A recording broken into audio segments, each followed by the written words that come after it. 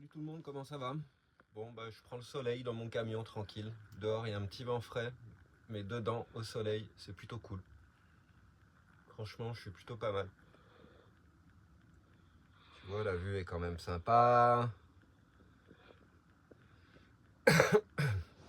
Des fois, la vie, c'est pas compliqué. Il y a des jours, bah il faut pas faire grand-chose. Moi, aujourd'hui, c'était un jour comme ça. Je me suis levé, je me suis pressé mes oranges, je me suis fait mes toasts, mon petit déj. Et puis depuis ce moment-là, pas grand-chose. J'ai touché la guitare très brièvement. Je vais m'y mettre après, là. Je vais commencer à jouer, histoire de me chauffer un peu. Et puis après, je vais refaire une vidéo sans bruit de fond, parce qu'il y avait un gros bruit de fond sur l'autre, avec des chants d'oiseaux, des trucs comme ça. J'essaie de trouver peut-être un autre sample, un truc un peu plus marrant. Et ça a bien marché, je suis content. Pour une fois, la vidéo, elle a fait 800 vues et ça augmente toujours un petit peu. Donc c'est cool, il commence à avoir des vues sur certaines vidéos de musique, c'est cool, ça fait plaisir. Je suis super content. Franchement, merci à tous ceux qui regardent et puis qui regardent, qui mettent des likes ou pas, des commentaires, c'est cool, ça fait du trafic sur les vidéos de musique, c'est important. C'est là que j'aimerais que se déplace l'attention sur ma page, ça m'arrangerait bien, ça m'éviterait d'avoir à parler toutes les 5 minutes.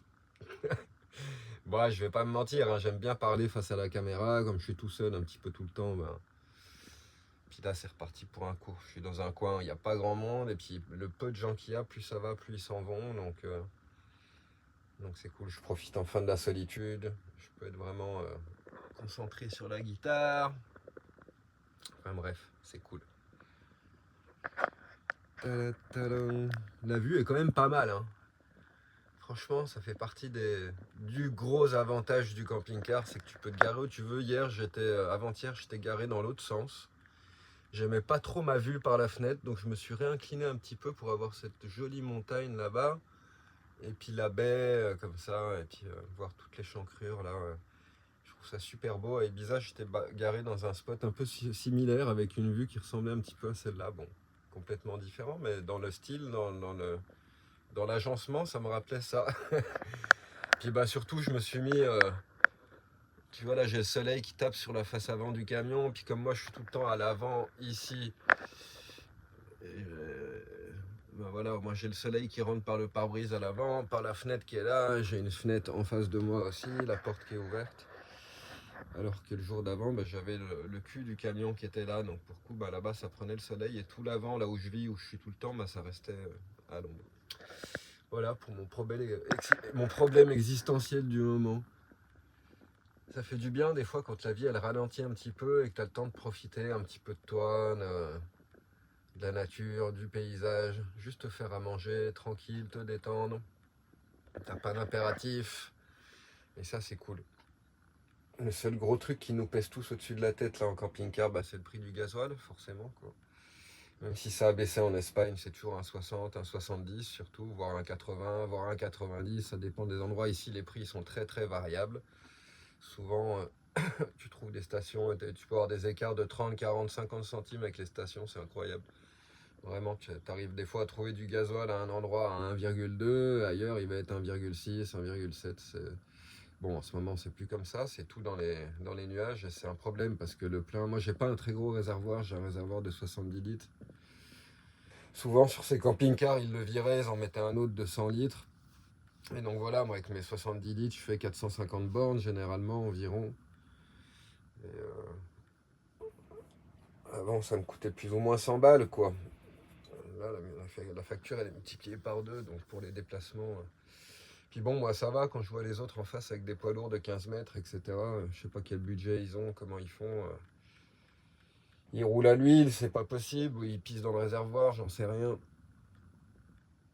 C'est ça qu'il faut qu'on invente, des voitures, des camions qui roulent à la pisse. Ça pourrait être pas mal. Tous les matins, tu pisses dans ton réservoir. Et tu vas bosser grâce à ta pisse. Ça serait tellement merveilleux. Et ça se trouve, ça existe, hein, des moteurs qui tournent avec des trucs complètement improbables, quoi. La technologie elle est tellement avancée de toute façon. Puis... Enfin bref, voilà pour les pensées du jour. Je suis bien content pour la musique, je vais m'y remettre là, je vais me mettre à jouer un petit peu. C'est cool si ça commence à faire plus de vues, parce que sur la page qui est dédiée à la guitare, bah ça fait pas de vues, curieusement. Les premières vidéos, ça a commencé, ça fait 200 vues, 400 vues, 500 vues, puis après c'est retombé. Là, les dernières que j'ai mises, il y en a une, elle a fait 10 vues, l'autre 30 vues. C'est super bizarre, j'ai l'impression que depuis un mois et demi, quelques semaines, là, YouTube, ils ont changé leur truc et on fait beaucoup moins de vues sur les vidéos. C'est super étrange. Et moi, les vidéos qui font un petit peu de vues, elles font toutes le même nombre de vues, c'est tout aux alentours de 2 000 à 3 000 vues. Avant, il y avait beaucoup d'amplitude dans les résultats, et là, en ce moment, c'est tout uniformisé, c'est assez space, tout ça. Donc, ma foi, bon, bah, c'est cool si les vues, elles commencent à se déplacer sur la guitare, que je peux publier plus de contenu. C'est ce que je fais ces derniers jours. Je publie plein de petites vidéos, des petits extraits. J'enregistre pas souvent, comme des fois, je dis, allez, je vais enregistrer 5 minutes, 10 minutes. Plutôt que de m'étaler sur 20 minutes, 40 minutes, comme je le fais régulièrement, bah là, j'essaie de faire des formats un petit peu plus courts, de me forcer un petit peu à condenser. Puis j'attrape les moments, quoi. Quand il y a des trucs sympas qui sortent à un moment, je fais allez, paf, j'enregistre un petit coup. Et c'est cool, ça fait plaisir de voir qu'il y a du retour, qu'il y a du répondant, qu'il y a plein de commentaires, plein de feedback. Moi, ça avance, hein. De toute façon, je bosse, je fais comme je peux. Il y a encore plein de problèmes techniques, il y a plein de choses à améliorer, il y a plein de. C'est un chantier sans fin, donc de toute façon, ben, je suis dessus, je bosse et ça avance, c'est cool. Puis il y aura une grande nouvelle dans pas longtemps. Je l'annoncerai quand je l'aurai, la nouvelle. Mais pour le moment, c'est pas utile d'en parler, c'est pas encore actuel. Et donc, voilà, cool. Je me demande quand même ce que je vais faire parce que moi, j'aimerais bien remonter en direction de la France pour le printemps. Ça fait un moment que ça me tarde. J'en ai marre déjà d'être en Espagne. Ça fait trop longtemps que je suis en Espagne. J'ai envie de changer de pays. Donc, je vais remonter. Le problème étant le prix du gasoil, effectivement, ça va vraiment taper fort dans le budget. J'espère que d'ici là, ça va redescendre. Moi, je compte remonter dans un mois. Un mois et 10 jours, un truc comme ça à peu près. Et à partir de là, je vais voir, soit j'essaierai de laisser le camion quelque part et voyager un petit peu. Mais ça, je l'aurais bien fait l'hiver prochain, en fait. Et là, maintenant que l'hiver se termine, c'est un peu con. Donc je me dis plutôt essayer d'aller me redescendre dans le sud, me mettre dans un coin sympa, où j'ai pas besoin de trop me déplacer, où les commerces soient pas trop loin, que j'ai un spot qui soit dans la nature, qui soit chouette. Et je me demande si je vais pas essayer de faire une petite aventure en Sardaigne. Ça serait peut-être le plus logique, même si j'ai vraiment envie de prendre l'avion, mais sinon faire ça, aller me caler quelque part sur cette île. Il y a plein d'endroits qui sont super beaux, apparemment, les flics font pas trop chier. Il y a aussi des coins où les camions ils sont posés, où tu as un petit peu des spots à camions comme ça, où tu as plein de camping-cars, de camions et tout. Donc il doit y avoir de la vie, il doit y avoir des hippies, des voyageurs, etc. Et de toute façon, la police, elle est beaucoup plus leste. En Italie, généralement, moi, ils m'ont jamais embêté, hein. Les flics italiens, ils ont toujours été très cool. Mais ce qui paraît en Sardaigne, franchement, ça va. Qui bon, dans tous les cas, c'est pour le printemps, tu vois. J'irai à partir de mi-mai, quoi. Donc mi-mai, juin. Bon, après, fin juin, les touristes, ils arrivent. Mais sur ces îles-là, généralement, faut pas croire. Mais déjà, à partir du mois de mars, avril, commence à y avoir du tourisme. Moi, je l'ai vu dans les Baléares, mars, avril. T'inquiète, il y a plein de Français qui arrivent, qui viennent passer le week-end, des Allemands, des machins. Enfin, tous les gens qui fuient le sale temps de l'Europe du Nord. Il y en a beaucoup, beaucoup qui se font des petits week-ends sur les îles. Ça coûte pas cher, les billets d'avion. Depuis Paris, il y en a plein à 50 balles, etc. etc. Donc, il y a plein de gens qui se font des petites escapades comme ça. Et dès que les températures elles remontent un petit peu, et en plus, sur les îles, le printemps, il arrive très très tôt. Là, en ce moment, Ibiza, c'est printemps à fond les ballons, quoi. Tout est vert partout, c'est fleuri, il fait bon, tu peux déjà commencer à te baigner. Mais je vais pas y aller, c'est décidé. Déjà, j'ai pas envie de prendre le bateau, j'ai pas envie de retourner à Barcelone, j'ai pas envie de repasser par Valencia non plus, les grandes villes, je vais détester ça, c'est l'enfer, surtout avec le camping-car. Le bateau, c'est pareil. Bon, c'est pas si compliqué que ça, hein. T'arrives, tu te gares, tu vas chercher ton billet, tu fais la queue, t'attends, tu rentres dans le camion, tu machin, tu trucs, tu rentres dans le bateau. Enfin bref. Mais c'est quand même tout un bordel que j'aime pas trop, qui est pas très agréable. Et bah, curieusement, j'ai ouvert Facebook tout à l'heure, je suis rentré sur je sais plus quoi, et j'ai vu une pub, enfin pas une pub, une vidéo d'un mec en fait qui s'appelle Jésus Gallardo, qui est le président de l'association des camping-caristes espagnols. Comme la Fédération française des camping-cars, bah là pareil en Espagne, c'est une fédération qui organise plein de manifestations. Ils ont organisé les grosses manifs à Majorque, je crois aux Canaries, etc. Enfin bref, ils sont très actifs pour protéger les camping-caristes. Ils se battent contre les lois, contre les panneaux d'interdiction, les interdictions en tout genre. Ils assistent les gens qui se prennent des amendes en leur donnant des avocats, etc. Enfin bref, ils bougent énormément. Et quand il y a eu ces nouvelles lois qui sont passées à Ibiza, bah, eux, ils étaient là, ils ont organisé des manifs. Puis comme Ibiza, c'est une île remplie de personnes égoïstes qui pensent qu'à eux-mêmes, bah, au final, tu as plein de gens en camion à Ibiza et tu as plein de gens qui vivent à Ibiza qui ont des camions, mais personne n'est allé à la manif, quoi. À la manif, tu avais 50 personnes, alors qu'en réalité, il y en a des milliers des camions, des camping-cars sur l'île. Et au final, bah, voilà, ils se sont pris la loi contre le coin du nez qui est passée, pas l'année dernière, elle a été appliquée l'année dernière, mais elle était passée dans l'hiver qui oblige maintenant, si tu veux rentrer sur l'île, il faut une réservation de camping-car à partir du 1er juin jusqu'au 1er octobre. Une réservation de camping. Tu n'as pas la réservation de camping, tu rentres pas sur l'île, il faut que ça couvre la durée de ton séjour, quoi. En plus de ça, tu vas payer une taxe de séjour d'1 euro. Tous les véhicules étrangers qui rentrent sur l'île maintenant en haute saison, ils payent 1 euro par jour de taxe. Ça n'existait pas avant, ça vient de sortir. Et donc, quant à ça, ils te donnent une autorisation de te déplacer, mais tu es tenu de dormir au camping tous les soirs. Si tu te fais choper en train de dormir comme je suis là, au bord de la falaise, enfin, là où je vis à Ibiza depuis des années, là où j'étais il y a 2 mois en arrière, quoi. Bah, le problème, c'est qu'il y a dû laisser aller en hiver, ils disent plus rien. Moi, j'y étais là pendant 2 mois, je les ai jamais vus, les flics, ils sont passés 3, 4 fois, ils ont rien dit, enfin bref, ils s'en foutent. Par contre, en été, ça rigole pas. Et là, j'ai vu la vidéo de Jésus Gallardo, l'avocat de la Fédération espagnole des camping-caristes, quoi.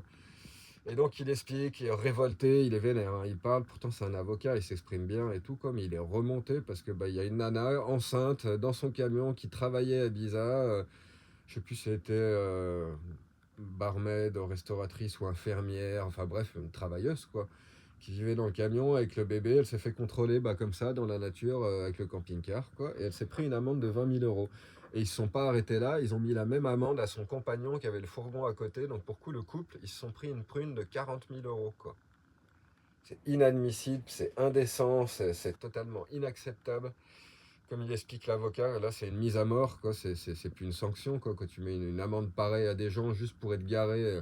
Surtout que c'est toujours la même histoire, c'est des véhicules permis B, comme une voiture, on est enregistré comme des bagnoles en fin de compte. Hein. Même si on est caravane sur les papiers, on reste permis B, véhicule de tourisme, on a le droit de circuler, d'être garé comme tous les autres véhicules partout.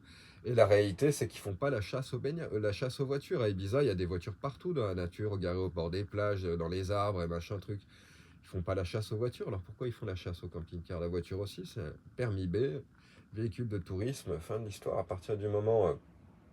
Et en plus, je sais pas si cette nana elle dormait dans le camion, etc. Mais apparemment, elle s'est fait pruner parce qu'elle était 3 jours au même endroit, dans la nature. Et en plus de ça, oui, dans la nouvelle loi, il y a ça aussi. En camping-car, dans l'île, tu n'as plus le droit de rester plus de 3 jours parqué au même endroit, que ce soit dans la nature, dans la rue, sur un parking, etc. Donc tu es obligé de te déplacer en permanence. Donc elle devait être comme moi. Hein. Moi, quand j'étais là-bas, là, pendant 2 mois, je suis garé au même endroit. Je me déplace une fois tous les 10 jours pour aller faire mes courses. Tout le monde fait ça. Hein. C'est logique, c'est bien l'avantage. En plus, c'est des îles, tu vois, où ils se battent pour la pollution, l'invasion des tourismes, la destruction de l'environnement à cause de tous les hôtels, les piscines, les villas de luxe, les trucs de bourges, les bateaux, les yachts, les soirées de jet set, etc. Tout ça, ça pollue énormément, ça consomme de la flotte dans tous les sens, quoi. La réalité, c'est que le camping-car, nous, ils nous ont présenté l'année dernière, quand cette loi elle est sortie, comme des criminels, en disant que, en fait, on est dangereux, on représente un danger pour l'île, parce qu'on peut mettre le feu, que machin, on détruit l'environnement, on pollue, etc. Mais la réalité, c'est que, en fait, le camping-car, c'est une partie de la solution. Moi, avec 200 litres de flotte, je tiens 15 jours, avec 200 litres, quoi. Moi, j'ai 300 litres parce que j'ai 100 litres en bouteilles de 8 litres, des bouteilles d'eau. J'ai 100 litres de secours, mais les bouteilles d'eau, généralement, je m'en sers jamais. Avec les 200 litres, je tiens 10, 15 jours déjà. C'est super économique au niveau de l'eau. On a tous des panneaux solaires sur les toits. Enfin bref, quoi. Par rapport à une villa dans la campagne qui pompe de l'eau, qui pollue énormément, etc., etc., au final, le camping-car, tu dépenses pas énormément. Et puis, ça se répercute forcément sur la nature, quoi. La nature, ça lui coûte rien du tout. Bon, certes, je suis garé sur un espace naturel. Une fois que je suis reparti, il n'y a plus que la marque de mes pneus par terre, sur la terre, c'est tout, quoi.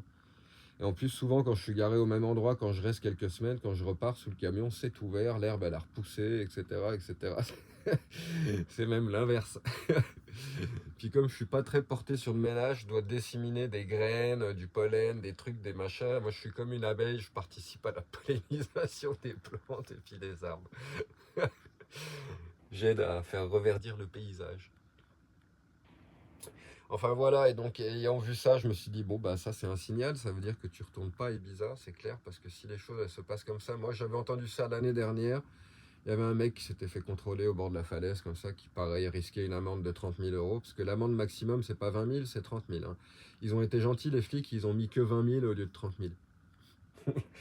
Mais bon, ça craint, quoi, tu vois, cette nana, elle se retrouve avec sa vie détruite parce qu'elle, elle est espagnole, donc elle peut pas se barrer dans un autre pays, abandonner, machin, truc, et puis faire les ciao, je me casse, allez vous faire foutre, quoi. C'est pas possible, donc elle se retrouve avec sa vie foutue en l'air, elle lui propose, en plus en Espagne c'est comme ça, si tu payes dans les 15 jours, tu as 50% de réduction, donc là elle lui propose de payer que 12 000 euros si elle paye tout de suite, en gros, un truc comme ça. C'est complètement hallucinant. T'imagines bien que pour le commun des mortels qui a son salaire de 1 200 euros en Espagne, ben, va sortir 12 000 euros, 10 mois de salaire d'un coup, c'est pas possible. Et pour avoir rien fait, tu vois, t'étais pas en train de te droguer dans ton camion, en train de violer une nana, en train de vendre de la drogue, de vendre des voitures volées, de commettre des crimes, etc. etc. Non, t'étais juste dans ton véhicule en train de faire chier personne, à l'écart du monde. Et bah, au jour d'aujourd'hui, le message il est clair. En Espagne, dans certains coins, les flics ils font la chasse. Et c'est toujours la même histoire, c'est les endroits où il y a de l'argent, il y a des belles maisons, où il y a du pognon un petit peu quoi. Si tu vas dans les montagnes, dans la côte après Carthagène, Alicante, dans ces coins-là, moi je suis passé un coup, il y a des endroits super résidentiels, je me suis retrouvé perdu au milieu là-dedans avec le camping-car, c'était pas évident. À une époque où il n'y avait pas encore le GPS et tout ça, on roulait avec la carte quoi. Moi je peux te dire que là c'est pareil, à chaque fois que tu te poses dans les 5 minutes, tu as les flics qui arrivent parce que les voisins ont appelé, etc. etc. quoi. Donc certes, la vie, elle est belle, elle est bohème, elle est sympa, mais faut pas oublier qu'on est vu comme des manouches, comme des gitans, comme des gens du voyage un petit peu, tu vois, c'est pas tout à fait ça, parce que quand ils voient ta tête, bah, ils voient bien de quelle école tu es, de quelle classe de baroudeur t'es, quoi. Mais toujours est fait, enfin, les gens, ils sont pas très tolérants. J'en parlais hier avec le voisin, avec Daniel, là, partout sur Terre, les gens, ils sont tous super intolérants avec les voisins, avec les gens du pays d'à côté, avec ceux qui pensent différemment, qui vivent différemment, enfin bref. L'intolérance, c'est vraiment le propre de, de l'humanité. Hein. On est super fort pour l'intolérance. Et forcément, bah, quand tu vis en camion, en camping-car, les gens n'aiment pas ça. Puis ceux qui ont des bagnoles, des maisons, en plus, ils arrivent dans ces coins-là, ils se garent, ils n'aiment pas avoir le gros camping-car, tu vois, ça leur bousille le paysage parce que quand ils sortent de leur maison, bah, ils veulent voir une nature vierge. Quoi. Et que toi, tu sois dans cette nature, ça les dérange en fait. Quoi. Donc, tu vois, il faudrait que la nature, elle soit vide, qu'il n'y ait personne dedans, qu'il n'y ait pas de vie. Pour que les gens qui vivent en maison, en appart, quand ils viennent, puissent profiter d'un superbe paysage sans un camping-car. Tu vois, comme si le camping-car, il allait prendre racine et qu'il allait s'installer là, se multiplier, faire des bébés. Voilà, quelque part, hein, c'est un peu imagé, mais des fois, bah, tu as des potes qui arrivent, puis des potes à des potes, puis des potes, et puis après, effectivement, ça fait des bébés. Il y a trop de monde, et puis c'est comme ça que tous les lieux ils finissent par être interdits. Et c'est aussi ça, on est de plus en plus nombreux, des gens en camping-car, en camion, il y en a plein partout. Les locaux, ils en ont marre partout. Donc t'imagines bien que sur les îles, en Corse, aux Baléares, à Ibiza, j'espère que la Sardaigne, ça va être plus cool. Mais bon, normal, c'est petit, c'est pas très très grand, les espaces naturels, en plus c'est souvent escarpé sur les îles. Les îles, c'est souvent des pointes de montagne qui dépassent de l'eau, si ce n'est tout le temps. Quoi. Donc voilà, c'est des petites routes de montagne, il n'y a pas de place, c'est serré, c'est étroit, ça grimpe, ça monte, ça descend, il n'y a pas de place, les parkings sont minuscules, enfin bref, c'est toujours le même compromis. Mais bon, c'est pas que sur les îles, hein. En France, en montagne, en Ariège, dans la Drôme provençale, dans ces coins-là, c'était pareil, hein. C'est de la montagne. Et franchement, il n'y avait pas énormément de gâches pour te poser en camping-car. Les espaces sont gigantesques. Mais tu te retrouves souvent posé bah, au bord des routes parce qu'au final, tout est interdit, tout est privé, tous les terrains, ils sont privatisés. Il y a des panneaux partout, des interdictions partout. Et quand t'as pas envie de claquer du gasoil comme un malade pour finir par te trouver un spot tous les jours, bah, une fois que tu as trouvé un endroit sympa, tu y restes, tu t'y poses. Et puis, c'est en train de devenir ça pour beaucoup la van life. Quoi. Avant, on courait tous, on faisait tous des kilomètres, la vie était moins chère, le gazole était moins cher et tout ça. Au jour d'aujourd'hui, bah voilà, faut prendre ton mal en patience. Tu choisis des endroits que tu aimes bien, tu y restes, tu te déplaces peu et puis surtout tu t'occupes, tu vois, tu es créatif, tu fais des choses, tu avances dans ta vie, dans tes projets, c'est ça le plus important. Donc c'est ça qu'il faut voir avec ce mode de vie-là aussi. Est-ce que c'est en phase avec tes projets, est-ce que tu as envie de créer, etc. etc. C'est pas pour tout le monde. Moi, c'est magnifique parce que je bosse sur la guitare, donc je pourrais pas rêver mieux, c'est génial. À chaque lieu différent, j'ai une inspiration différente qui arrive. Donc c'est même important pour moi de me déplacer tout le temps pour rafraîchir, raviver mon inspiration, ma créativité. Les choses que je joue sur la guitare, elles changent en fonction des endroits où je suis. Mais voilà quoi, pour un menuisier, un ferronnier, etc. C'est possible, hein. Si t'as un poids lourd, tu peux tout faire. Dans le poids lourd, t'as de la place et tout. Il y en a plein qui ont des ateliers, qui font des choses. Il y a même un forgeron là-bas en ce moment. Il y avait un souffleur de verre, etc. Enfin bref, les gens, ils font tout dans les camions, faut pas croire. Mais ils ont après, c'est des gros volumes, quoi. Ils ont du poids lourd, des permis poids lourd. Le permis poids lourd, ça coûte cher. Après, le poids lourd, ça coûte pas cher à l'achat, mais il faut l'aménager, ça coûte une blinde parce que c'est un grand espace. Après, ça pompe du gasoil, un truc de dingue. Ce qu'il me disait, mon pote, qui est en poids lourd là-bas, il me disait qu'il avait un pote qui avait un compteur de gasoil qui compte la consommation du moteur au fur et à mesure quand tu roules, quoi. Et que bon, bah, souvent il était à 20, 25, bah, enfin, mais que il y a des fois, enfin non, la normale, je sais plus, c'était 17 ou 18. Enfin bref, et que par moment, dans certaines côtes d'accélération, alors merde, je me rappelle plus s'il m'a dit c'était 35 ou 75, quoi. J'ai halluciné complètement, quoi. Certains pics, reprise d'accélération en montée où il faut retirer toute la charge du poids lourd en première et machin bidule. C'était hallucinant, quoi. Donc pour vivre comme ça doit être un budget monstrueux. Moi, j'y passerai jamais. Déjà, le camion que j'ai là, il est gros. Et si je le réformais différemment, je pourrais faire un truc qui est cool, quoi. D'ailleurs, je suis en train d'y penser. Réformer la chambre au fond. Je suis en train de penser faire des choses parce que j'ai envie de le rendre plus agréable qu'il ne l'est déjà. Enfin voilà pour les news du jour. Bon bah tout va bien, moi je vais continuer à prendre le soleil tranquille. Je vais commencer à jouer de la guitare et essayer de enregistrer des trucs sympas là que je vais mettre en ligne un petit peu sur les deux chaînes de toute façon. Alors après ce que je fais, le problème c'est que je suis un peu pris, j'ai le cul entre deux chaises dans cette histoire. J'ai ouvert l'autre page Live Musique, le lien il est dans la description de cette page. Si vous regardez, enfin, faut fouiner un petit peu dans YouTube, tu regardes sur ma page, tu as la description de ma page et là tu as tous les liens de mon Instagram, de machin, l'autre page YouTube où là il n'y a que de la guitare, etc. Le problème c'est que sur cette autre page, j'ai que 120 personnes qui me suivent, peu de vues, peu d'heures d'écoute, etc. Enfin bref, c'est en train de grandir tout doucement. Mais tant que c'est pas monétisé, que je ne suis pas arrivé à 500 followers, je ne sais plus combien d'heures de lecture, et ben j'ai aucun contrôle sur les pubs. C'est-à-dire que sur cette page, je mets que la guitare. Le problème, c'est que j'ai pas de contrôle sur la pub. Et là, ils mettent de la pub systématiquement. Alors là, c'est abusé parce qu'ils gagnent de l'argent sur mon dos en mettant de la pub sur mes vidéos de musique. Et moi, je gagne rien du tout et je peux même pas autoriser ou interdire le fait qu'ils mettent de la pub sur mes vidéos et qu'ils fassent de la thune sur mon travail.